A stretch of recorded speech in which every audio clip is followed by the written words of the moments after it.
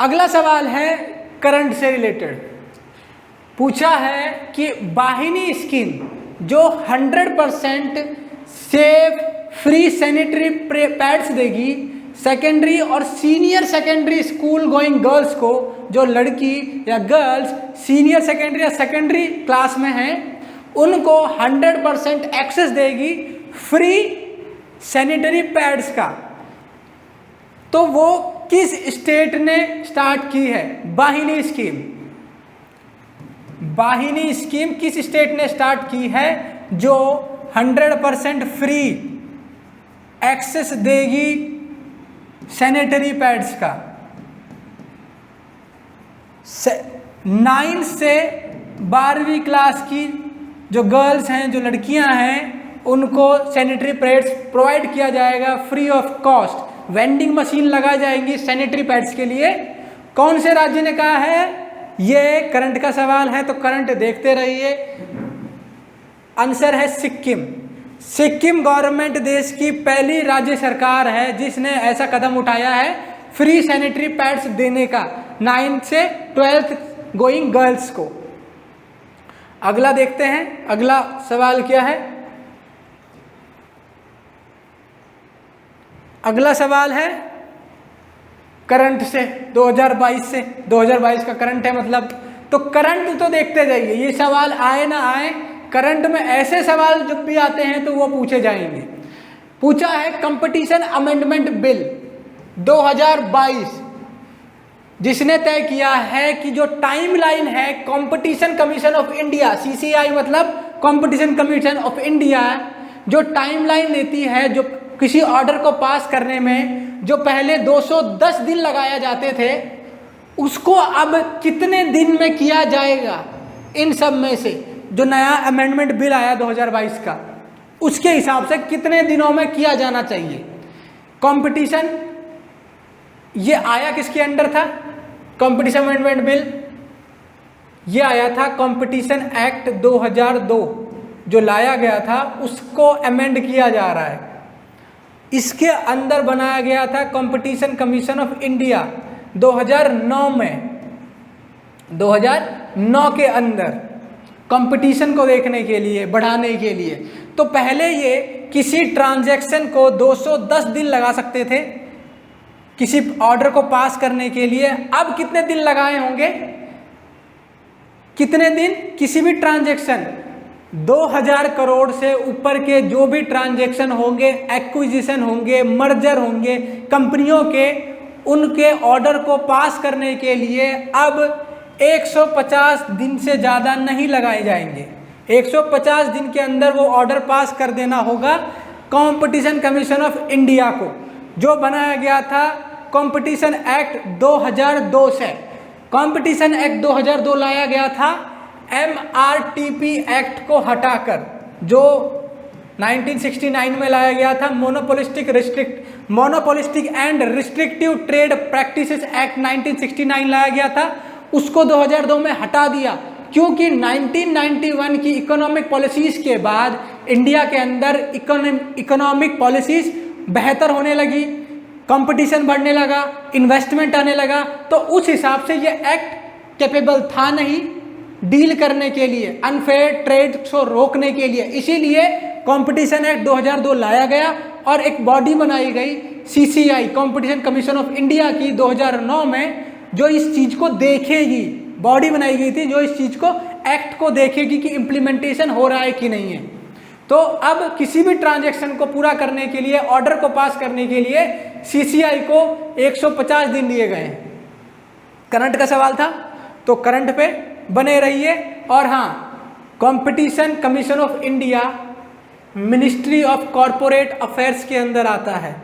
Ministry of corporate affairs. पूछा जाता है कि CCI कौन सी मिनिस्ट्री के अंदर है, और कंफ्यूजन होती है कॉरपोरेट अफेयर्स, कंज्यूमर अफेयर्स और फाइनेंस मिनिस्ट्री के बीच में, क्योंकि कंज्यूमर अफेयर्स के अंदर भी लगता है कि हाँ यार हो सकता है, कंपटीशन है, इंडस्ट्री से रिलेटेड है तो हो सकता है, या फिर इंडस्ट्रियल मिनिस्ट्री ऑफ इंडस्ट्री का, कॉमर्स एंड इंडस्ट्रीज भी हो सकती है। कोई नहीं है, मिनिस्ट्री ऑफ कॉरपोरेट अफेयर्स है। इसके अंदर आता है ये CCI। अगला सवाल देखते हैं। अगला सवाल है हिस्ट्री से रिलेटेड, इसमें मॉडर्न भी है, मीडिएवल भी है और एंशिएंट भी है। पूछा है कि इंडिया एट प्रेजेंट इंडिया के अंदर ग्रांड ट्रंक रोड कहाँ से कहाँ तक है। ग्रांड ट्रंक रोड मतलब GT रोड इंडिया में कहाँ से कहाँ तक है अभी के लिए। GT रोड समझिए क्या है GT रोड। GT रोड या फिर ग्रांड ट्रंक रोड जो करीबन 2500 साल पहले बनना स्टार्ट हो गया था।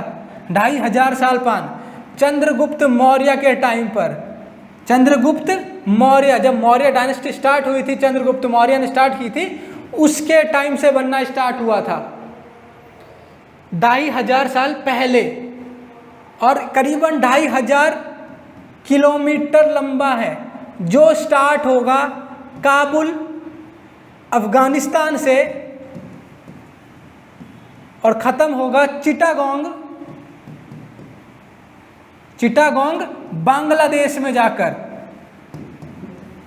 तो ये यहाँ से स्टार्ट हो रहा है काबुल से और ख़त्म हो रहा है चिटागोंग में। तो सवाल क्या है, इंडिया में कहाँ से कहाँ तक है। तो इंडिया में कश्मीर से कन्याकुमारी कहीं दिख रहा है, कश्मीर ये कश्मीर है, नीचे कन्याकुमारी है, यहाँ से यहाँ तक जाते हुए, तो ये नहीं है। अमृतसर से कोलकाता, हाँ अमृतसर से कोलकाता हो सकता है, ये रहा अमृतसर, ये रहा कलकत्ता, ये हो सकता है। चेन्नई से कोलकाता नहीं हो सकता, आगरा से कोलकाता नहीं हो सकता है, हाँ आगरा है इसमें, आगरा लेकिन इधर है। और ये पूछा है कि इंडिया में कहाँ से कहाँ तक है। इंडिया में तो अमृतसर से तो यहाँ तक है ना, आगरा से पीछे वाला नहीं काउंट करोगे क्या, वो भी तो इंडिया में ही माना जाएगा। इसीलिए ये हाफ सही है, पूरा सही नहीं है, इसलिए ये गलत है और पूरा सही है अमृतसर से कलकत्ता। अगर हम GT रोड की बात करें, ग्रांड ट्रंक रोड की, तो GT रोड को सड़क ए आजम भी कहा जाता है, सड़क ए आजम भी कहा जाता है, सड़क ए बादशाह भी कहा जाता है, सड़क ए बादशाह, और इसको सड़क ए शेर शाह भी कहा जाता है। शेर शाह क्योंकि चंद्रगुप्त मौर्य के बाद शेरशाह सूरी ने जब 1540 के आसपास हुमायूं को हरा दिया था, हुमायूं को हराया था, उसके बाद दिल्ली पे राज शेरशाह सूरी ने स्टार्ट कर दिया था, सूर डायनेस्टी। उसके बाद इन्होंने GT रोड जो सड़क के आजम था, सड़क के बादशाह था, जो चंद्रगुप्त मौर्य ने किसी टाइम पे स्टार्ट किया था, उसको रिपेयर करना चालू कर दिया, रिपेयर किया शेरशाह सूरी ने। उसके बाद ब्रिटिशर्स आए, उन्होंने और इसको रिपेयर किया और मेटल्ड रोड बनाया, डामर का रोड बनाया, और इसको नाम दिया GT road, grand trunk road. और उस टाइम से ही इसको GT रोड कहा जाता है, ग्रांड ट्रंक रोड कहा जाता है, जो चल रहा है काबुल से चिटागोंग तक। एक तरह का सिल्क रोड है ये, किसी टाइम पे सिल्क के लिए इसको यूज किया जाता था। अगला सवाल देखते हैं।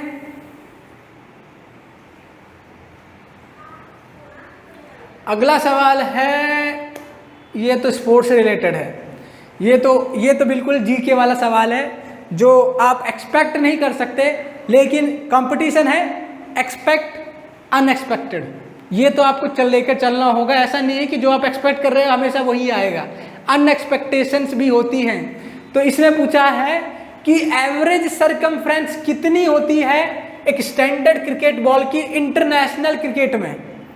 इंटरनेशनल क्रिकेट में जो इंटरनेशनली जो क्रिकेट खेला जा रहा है उसके अंदर एवरेज सरकमफ्रेंस कितनी है एक बॉल की। तो इसको तो आपको पढ़ना ही पड़ेगा या रटना पड़ेगा सभी का। अगर क्रिकेट का पूछ सकते हैं तो फुटबॉल का भी पूछ सकते हैं, वॉलीबॉल का भी पूछ सकते हैं, बास्केटबॉल का भी पूछ सकते हैं। क्रिकेट इंडिया में बहुत इंपॉर्टेंट है, बहुत फेमस है, इसीलिए क्रिकेट पूछा है। कुछ और भी पूछा जा सकता है, TT भी पूछा जा सकता है। तो इसका आंसर है 4th 8.81 इंच से 9 इंच तक लगभग होता है, एवरेज थिकनेस पूछी है। अगला सवाल देखते हैं।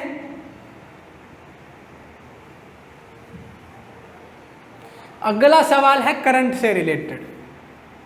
हर साल आते हैं ये, हर साल ऐसा करंट आता है, तो हर साल ऐसा बनता है, हर साल ये फेस्टिवल्स बनाए जाते हैं। पूछा है कि विजया उत्सव कहाँ किसको कहते हैं, इनमें से किसको विजया उत्सव भी कहा जाता है। तो ये हर साल मनाए जाते हैं ये त्यौहार, ये उत्सव, ये फेस्टिवल, ये मेले। तो ये हर साल करंट में आते हैं, हर साल न्यूज़ में आएंगे, हर साल आपको पढ़ना पड़ेगा। अगर तो आपको नहीं पता है ये, तो भी अगर थोड़ी बहुत नॉलेज हो तो आप सॉल्व कर सकते हो। हम्पी है कर्नाटक में, और हम्पी विजयनगर एम्पायर की कैपिटल हुआ करती थी। याद रखिए, विजयनगर एम्पायर स्टार्ट हुआ था 1336 से 1565 के बीच में था Vijayanagara empire. Vijayanagara empire start किया था हरिहरा और बुक्का ने, उन्होंने 1336 में स्टार्ट किया था। तो विजयनगर एम्पायर का था, तो विजया उत्सव पूछा है। इसीलिए बोल रहा हूं कि थोड़ी बहुत अगर आपको एक्स्ट्रा नॉलेज हो तो इसको सॉल्व कर सकते हो।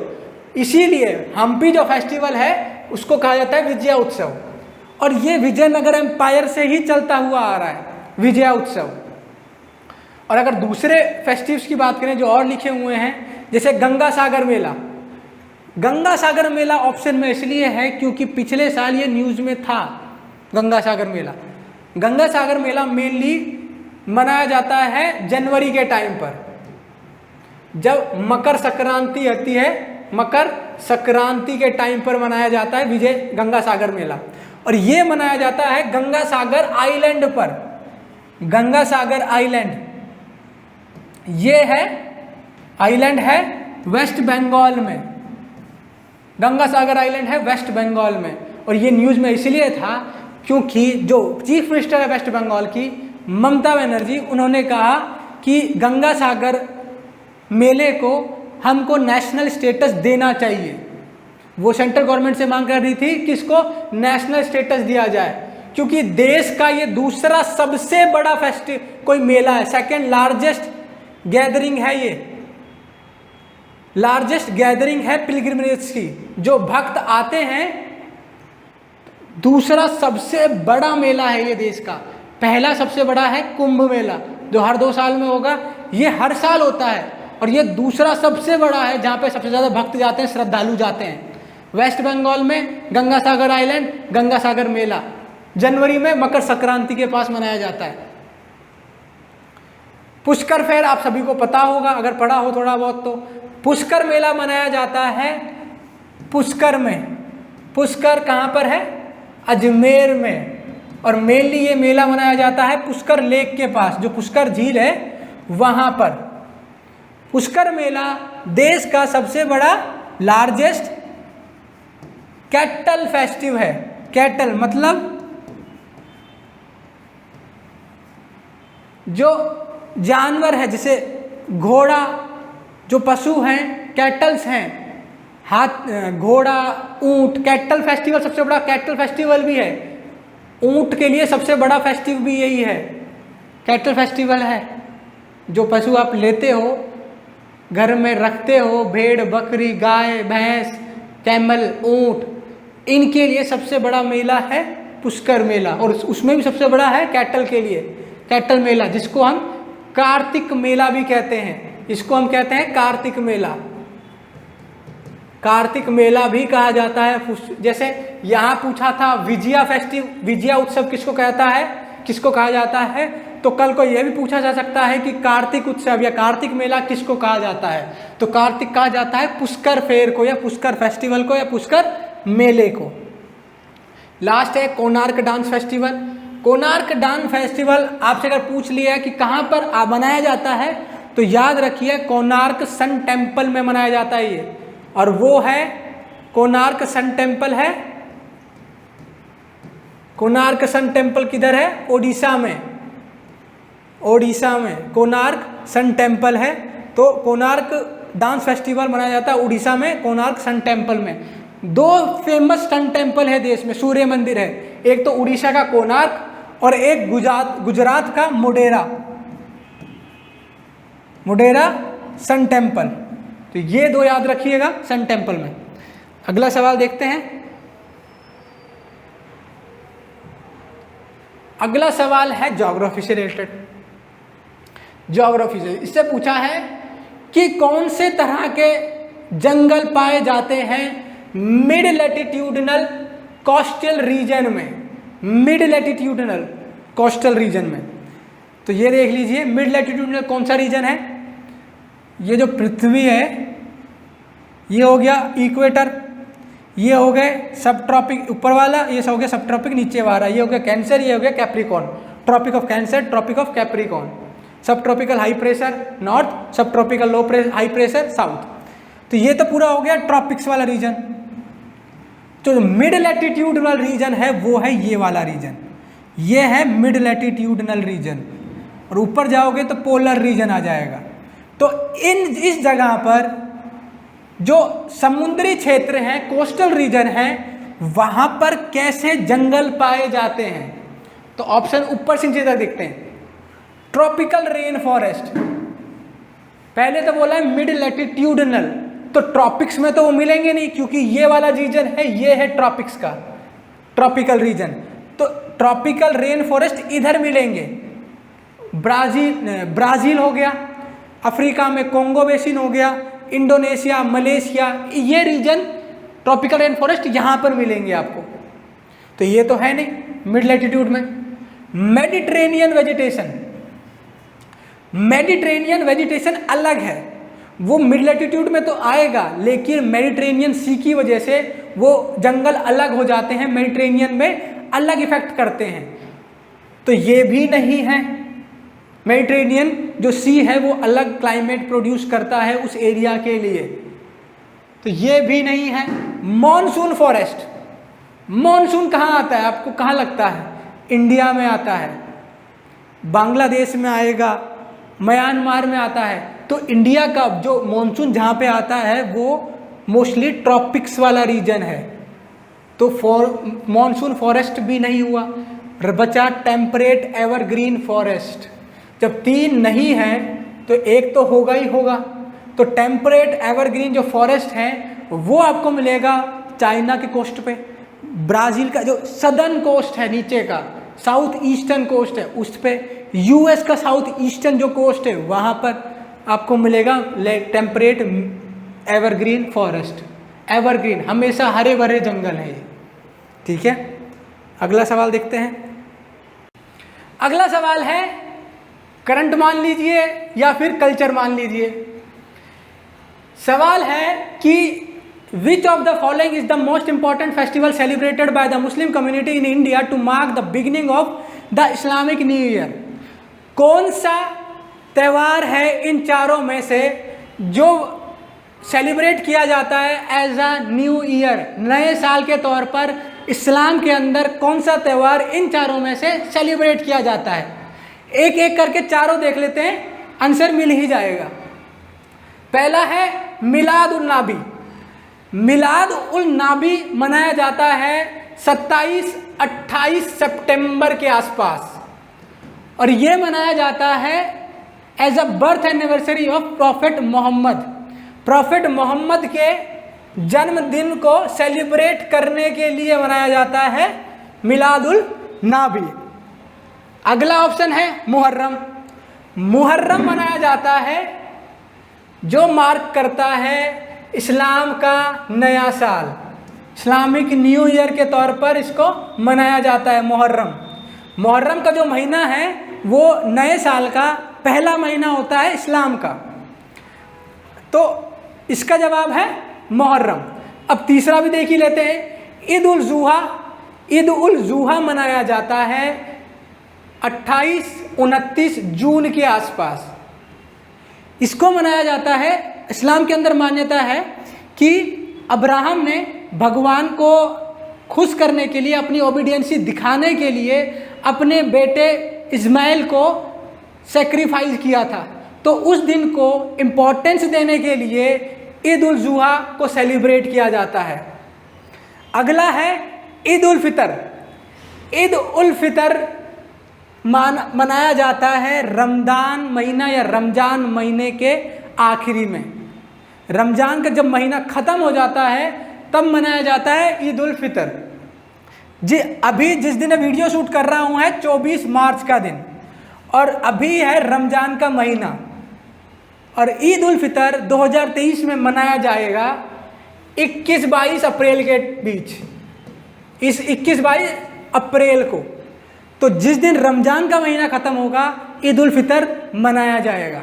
तो ये था कल्चर से, मेनली आप इसको कल्चर समझिए, करंट से हो सकता है क्योंकि हर साल ये त्यौहार मनाए जाते हैं, फेस्टिवल्स मनाए जाते हैं, और हर साल ये न्यूज़ में भी आते हैं। तो हर साल आते हैं तो करंट का पार्ट भी है, और करंट तो छोड़ना ही नहीं है।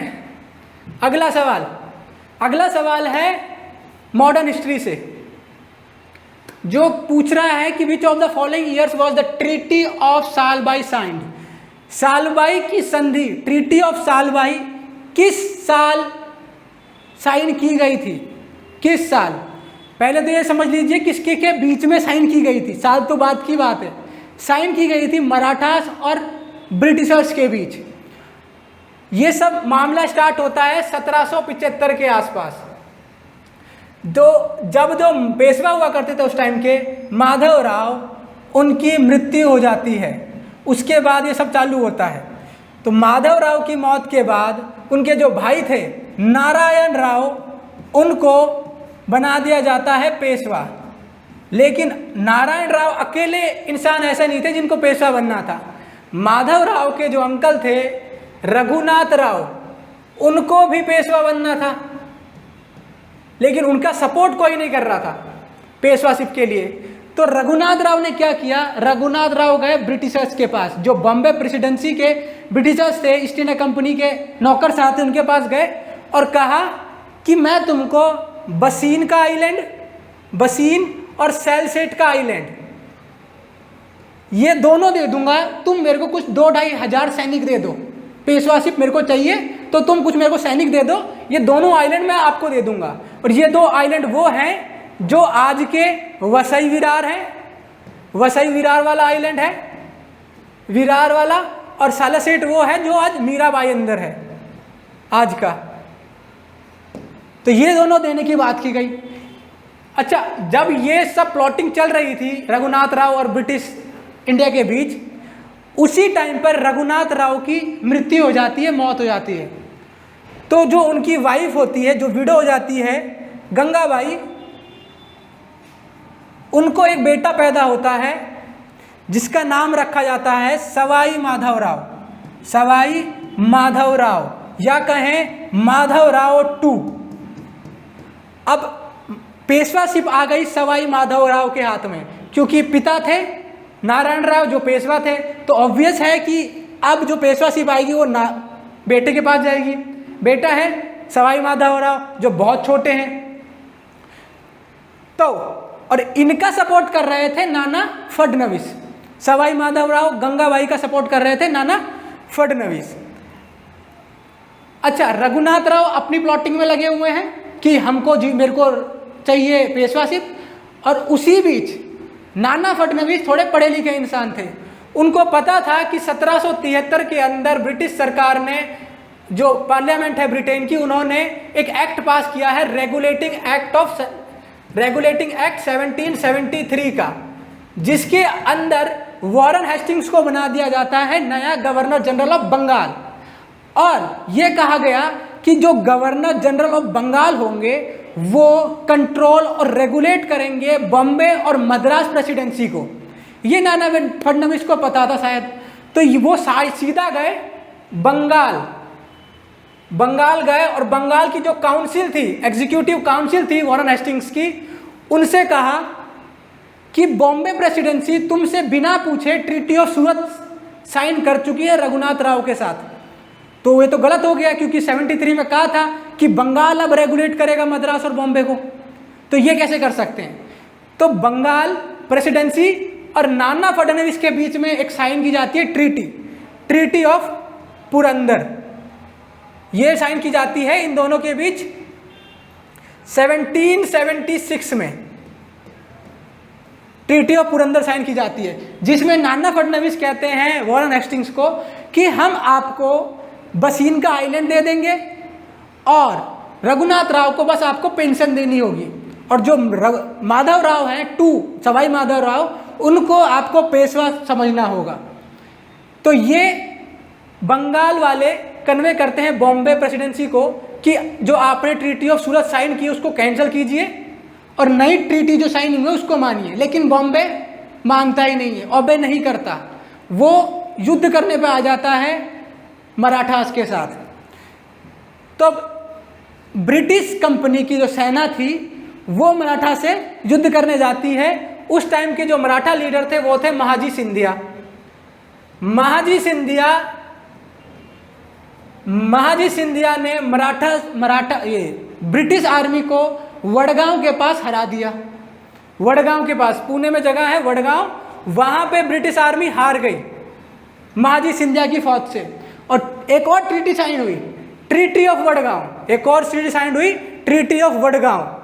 ये साइन हुई थी 1779 में।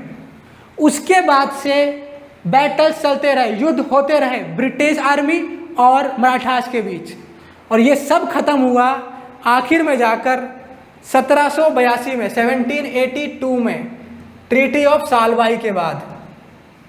ट्रीटी ऑफ सालवाई, सालवाई जगह का नाम है, ग्वालियर डिस्ट्रिक्ट, आज का जो मध्य प्रदेश का ग्वालियर डिस्ट्रिक्ट है वहां पे एक जगह है सालवाई, उसके नाम पर ये ट्रीटी रखी गई थी, जिसके अंदर कहा गया कि जो वॉरेन हेस्टिंग्स हैं और एक तरफ थे महाजी सिंधिया, महाजी सिंधिया ने कहा कि ठीक है तुम बसीन का आइलैंड रखोगे और गुजरात का जो भरूच वाला आइलैंड है वो भी आप रख लीजिए। इस तरफ क्या हुआ कि रघुनाथ राव को पेशवाशिप से हटवा दिया गया कि आप जो भी आप सोच रहे थे पेशवा मिलेगा वो सब खत्म, इनको आप पेंशन दीजिए। और जो माधवराव टू या कहें सवाई माधवराव थे उनको पेशवा समझा जाएगा। ये था ट्रीटी ऑफ सालवाई जो साइन हुआ था ब्रिटेन और महाजी सिंधिया के बीच। तो सवाल क्या था कि किस साल ट्रीटी ऑफ सालवाई साइन की गई थी? सिंपल सा सवाल था, इतना ज़्यादा बताना जरूरत था नहीं मेरे को, लेकिन फिर भी अगर ट्रीटी ऑफ पुरंदर पूछ लिया जाए तो भी समझ में आ गया, ट्रीटी ऑफ सूरत पूछ लिया जाए तो भी पता चल गया कौन से ईयर में, ट्रीटी ऑफ वडगांव भी पूछ सकते हैं कि कौन सा साल था तो वो भी समझ ला दिया। तो आंसर है 1782 का। अगला सवाल देखते हैं। अगला सवाल है एंशिएंट हिस्ट्री से लेकर, जो पूछा है किंग हर्षवर्धन, राजा हर्षवर्धन के बारे में पूछा है, इनमें से कौन सी बातें गलत है राजा हर्षवर्धन के बारे में। पहली चीज जो याद रखनी है, नॉट करेक्ट पूछा है, कौन सा गलत है वो आपको टिक करना है। इन चारों में से कौन सी बातें गलत है, तो चारों को देख लेते हैं, पता चल जाएगा कौन सी बात सही है कौन सी बात गलत है। Harshvardhan ruled nearly 1400 years ago. Harshvardhan 1400 साल पहले रूल क्या करते थे, आज से 1400 साल पहले रूल क्या करते थे। तो उनका जो रूलिंग पीरियड था वो था 606 से लेकर 647 के बीच में,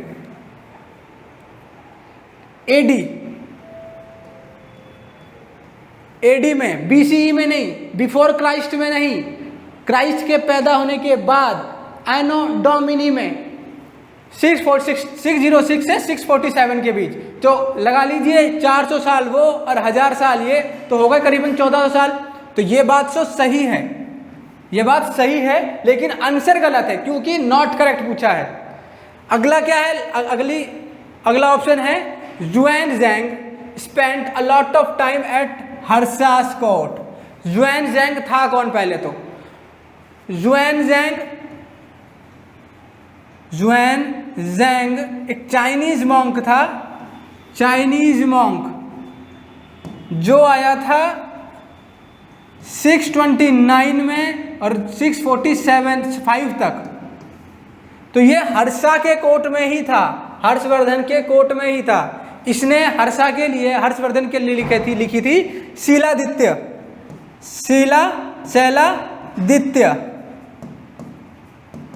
शैलादित्य लिखा था ज़ुएनज़ैंग ने हर्षवर्धन के लिए, हर्षवर्धन के एडमिनिस्ट्रेशन के लिए।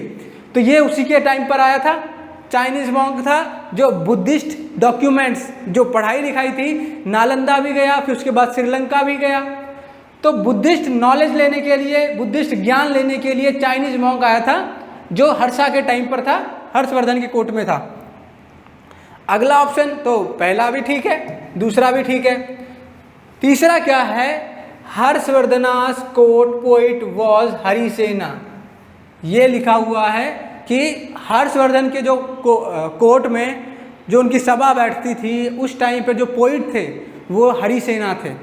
हरिसेना, हरिसेना